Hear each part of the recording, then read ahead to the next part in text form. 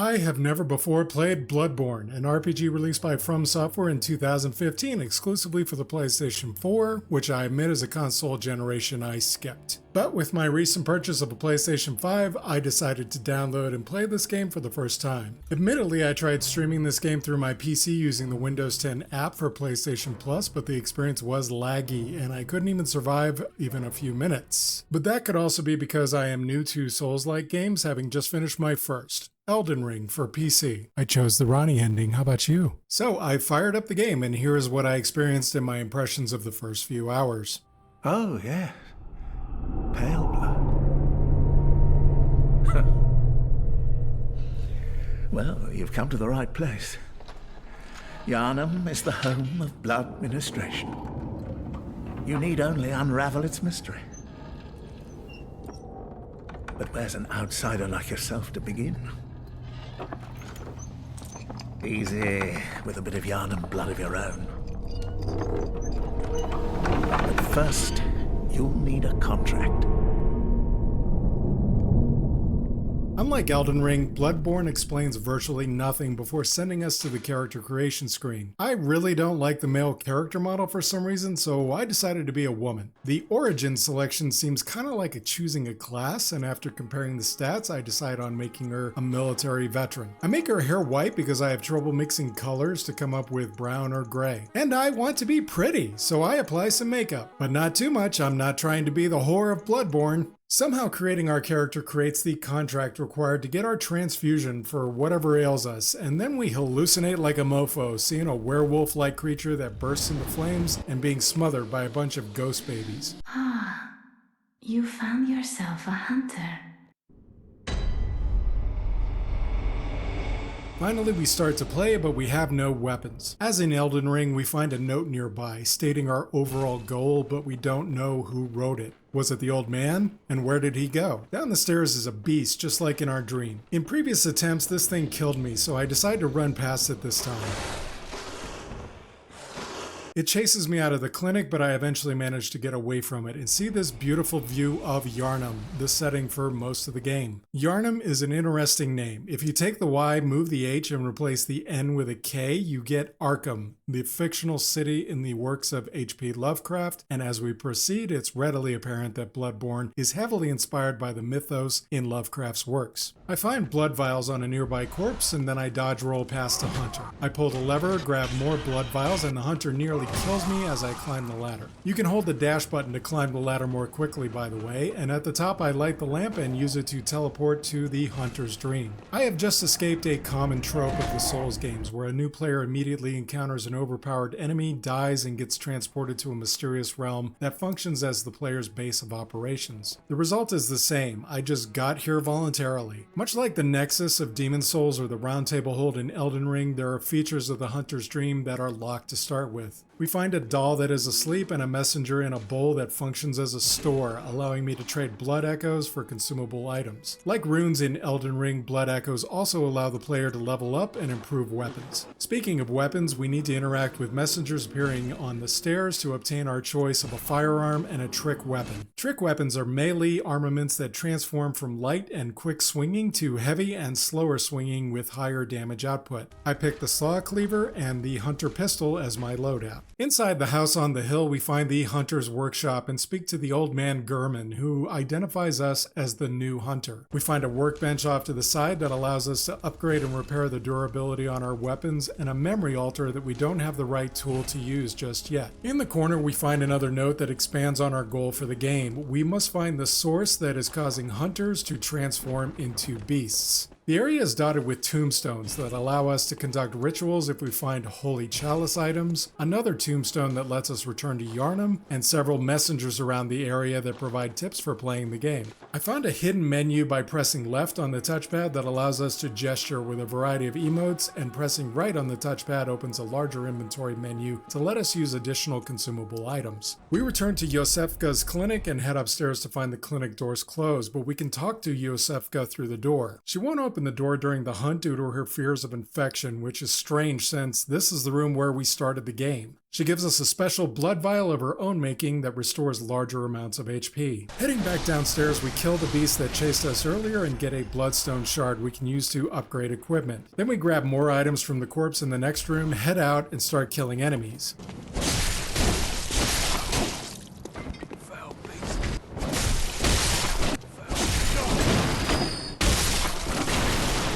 Climbing up the ladder again, we find a window where we can speak to an NPC named Gilbert, who is very sick but also very helpful throughout our exploration of this area. Continuing to explore, we encounter a variety of enemies of various strengths and vitality levels who are either hunters or hunters transforming into beasts. There are also beasts hung on crucifixes and set on fire. Do the hunters do this to other hunters who've transformed too much and lost themselves and become feral? We can also knock on doors to speak to NPCs who've locked themselves inside and curse us as an outsider or off-comer. A large number of hunters patrol up and down the main street, but we can use the stairs to cross the area using an empty higher platform. Well, mostly empty, anyway.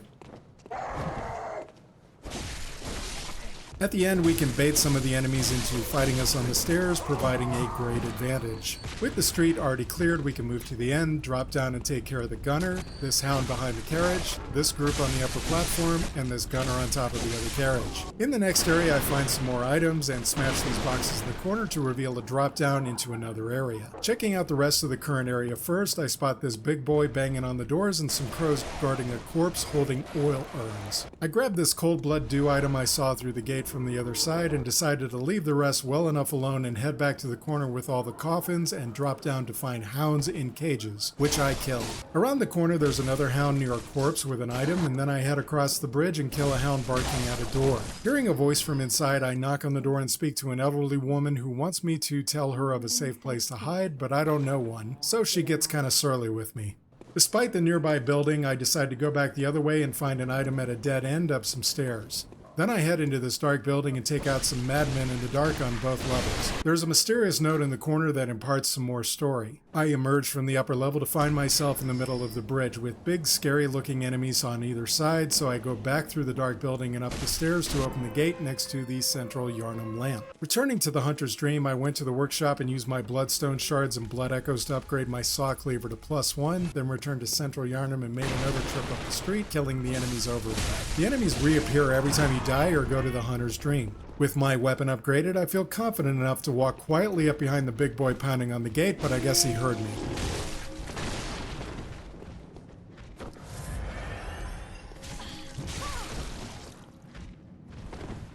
Although it seems like I'm gonna die, I manage to shoot him mid-attack and render him prone to a visceral attack, finishing him off. The big boy drops some shining coins, and then I do a little victory spin with his corpse. By the gate, I grab a torch and 4 Molotov cocktails and bow to my defeated foe. Then I head up the stairs on the side of the area I haven't explored yet, and there's a varied enemy group here that nearly kills me, but I use a lot of blood vials and survive. Up the stairs, I find myself at the far end of the bridge, and I still don't feel like taking on 2 werewolves, so I find an item and go down the other stairs to find myself above the street. Breaking through some boxes in the back, I find a secret entrance to the sewers below Central Yharnam. Dropping down a couple of levels, I'm attacked by a big beast man, but manage to get a visceral on him. The other beast man does some fire damage, but I managed to pull a visceral on him too. I'm getting good at these quickly. After killing another guy, I spot a corpse with an item hanging over a beam below and manage to drop onto it and grab the items. I drop down and chop a rat below me, then proceed to take out all the other rats in the area by baiting them out one at a time. At the end, I spot this clever boy hiding behind the corner and get clobbered by him and notice that he's harder to damage than previous foes. So I exert more caution in taking him down and find a corpse where he was standing that's holding a complete set of hunter's gear. I put this stuff on immediately and watch all my stats go up, and I'm looking damn stylish if I don't say, like a character from the film Brotherhood of the Wolf. I drop down carefully using the corner beams, and I'm almost fooled into thinking this pile of enemies are just scenery until one starts to crawl after me. And then I target them all and use Molotovs to wake them up. They're slow moving and kind of remind me of the slugs in Elden Ring, so I quickly figure out that I need to attack them from the side or behind, which is tough in a group. Making my way down, I notice crows on the beams above and blast them off with my pistol. With these things, it's better to let them fly and attack them right after. There's a side passage down here with another crawling zombie guarding a corpse holding a bloodstone shard. There's a tunnel down here on a ladder, but it's got bad vibes, I guess, because I went back the other way to investigate the ladders I'd found before.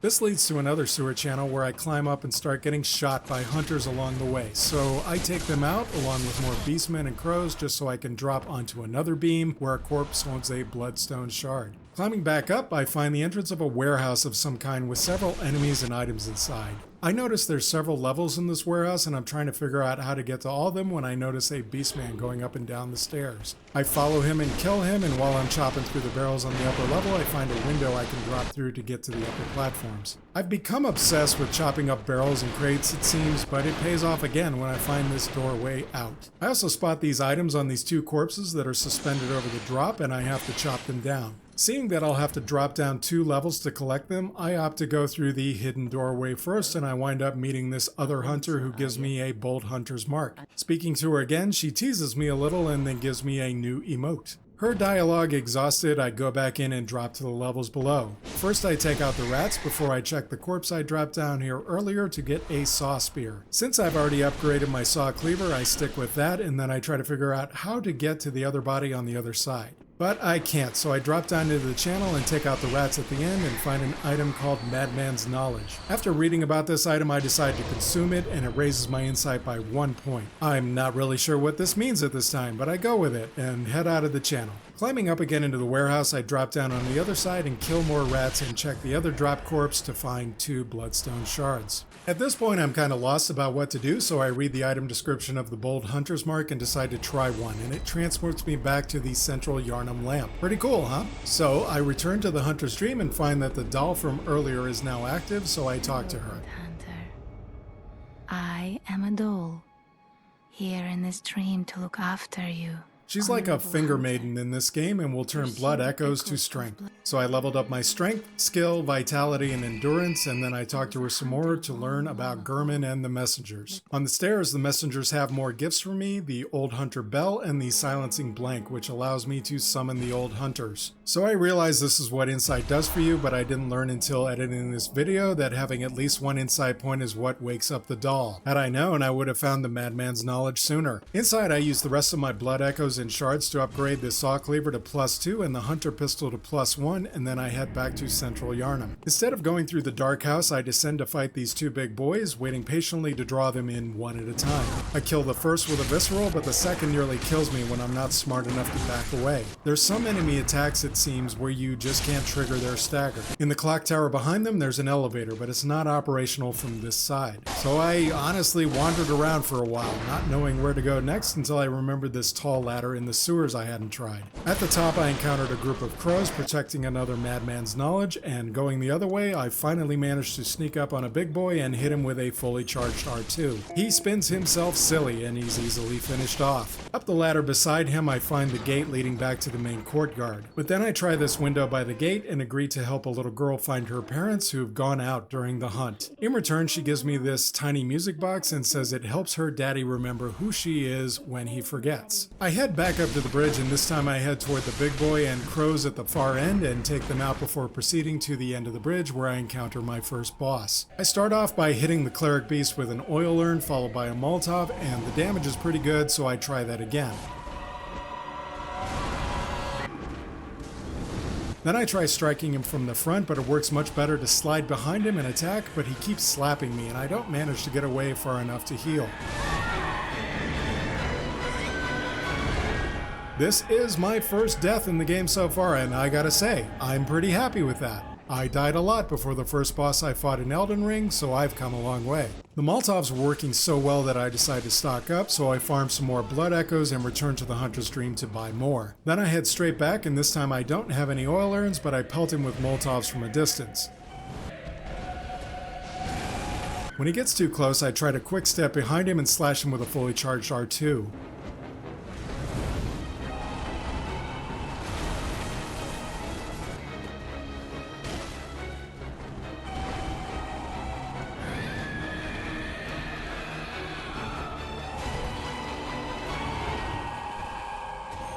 It's a little annoying when I watch my Molotovs fly right through his head sometimes and my R2s don't seem to be making him stagger, so I just start blasting him out of frustration and he staggers.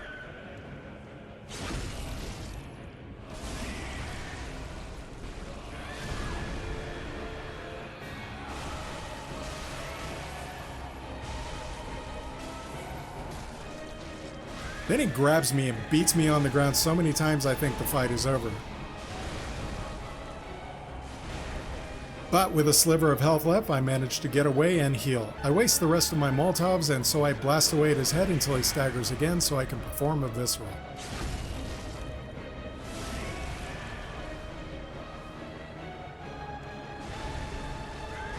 With just a sliver of health left, he starts pounding away, so I keep blasting, but I don't get another stagger. But I manage to slide behind him and finish him off with a couple of quick chops.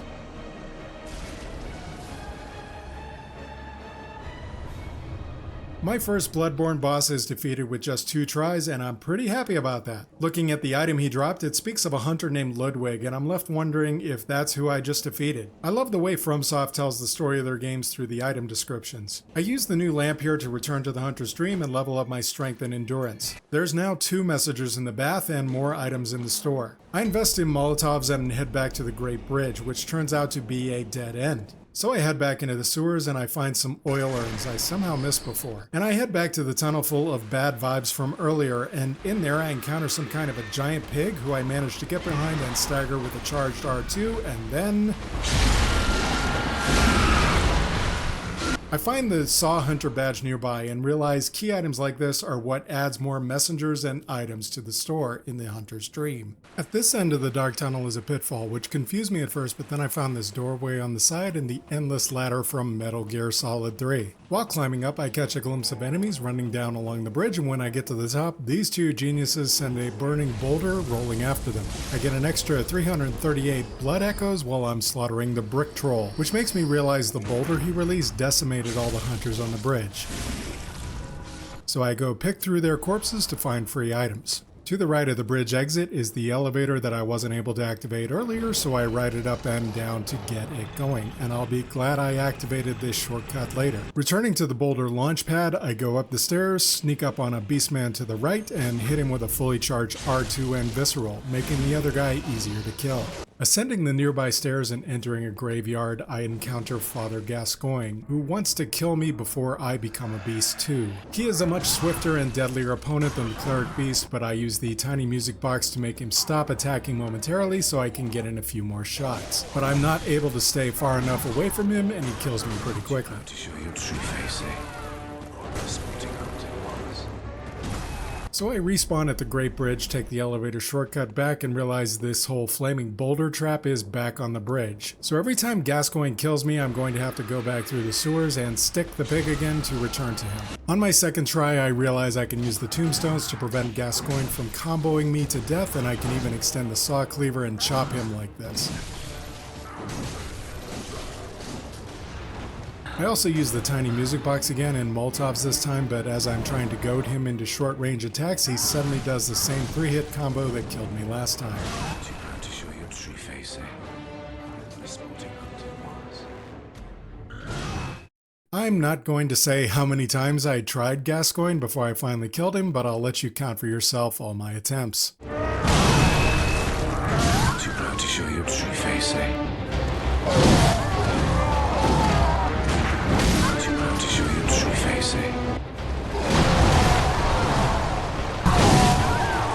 My successful strategy was learned by trial and error, and that's to keep the trees and headstones between you and Gascoigne as much as possible, and don't spare the silver bullets. Just blast away to stagger him and get those viscerals.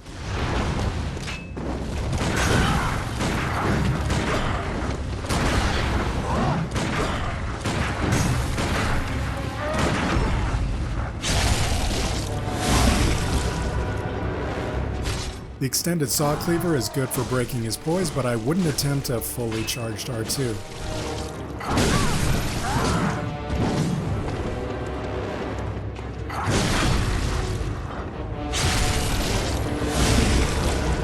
Heal and use the music box while he's recovering from viscerals or trapped behind obstacles, and if you're good on health, keep chopping away while he transforms.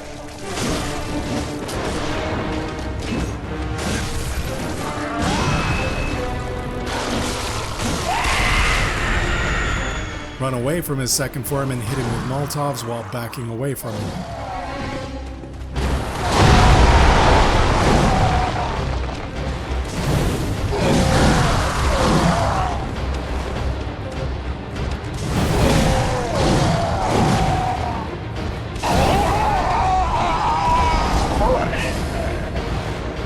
Defeating Gascoigne awards the Odin Tomb key, which allows you to leave the area, but moving past the exit we find this gap in the fence where we can drop down and find the red jeweled brooch. Examining this item we learn that it belonged to the mother of the little girl who gave us the music box, but that it can also be used to fortify a weapon, which leaves me confused as to whether or not I should take it back to the little girl at the window in Central Yharnam. So we proceed to the next blessedly empty area and climb a ladder to enter a library, where we find another story note and a chest containing the Blood Gem Workshop tool. Up the stairs we enter the gorgeous Odin Church in the Cathedral Ward, and I almost attack this creepy fellow before I realize he's an NPC. If I understand him correctly, he wants us to tell other NPCs about the church, which means a return trip through Central Yharnam to speak to them all again. But instead, I think this is a great place to end the video, so I return to the Hunter's Dream to level up, only to find the doll non-responsive.